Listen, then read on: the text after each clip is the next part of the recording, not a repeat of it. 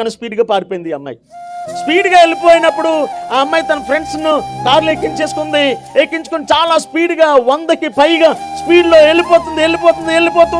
వెళ్ళిపోతుండగా దారి మార్గంలో ఒక వ్యక్తి అడ్డం పెడితే సడన్గా ఆ వ్యక్తిని గుద్దేసింది. యాక్సిడెంట్ అయిపోయింది. ఆ వ్యక్తి అక్కడనే చనిపోయినప్పుడు ఆ కేసును కోర్టుకు వచ్చిన తర్వాత ఈ కోర్టు తీర్పు ఎవరు తీర్చాలి అంటే అగైన్ తన సొంత తండ్రి తీర్పు తీర్చాలి.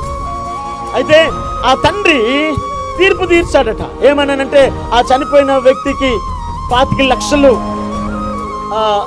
జరిమానా, అంటే 25 లక్షలు కట్టవలసి ఉంది. అలాగనే ఈ అమ్మాయి ఎవరైతే యాక్సిడెంట్ చేశారో ఈ అమ్మాయికి 30 కొరడా. ఇది తండ్రి ఇచ్చినటువంటి జడ్జిమెంట్. కోర్టులో ఆ ఖైదీగా ఉండి విన్నటువంటి ఈ అమ్మాయి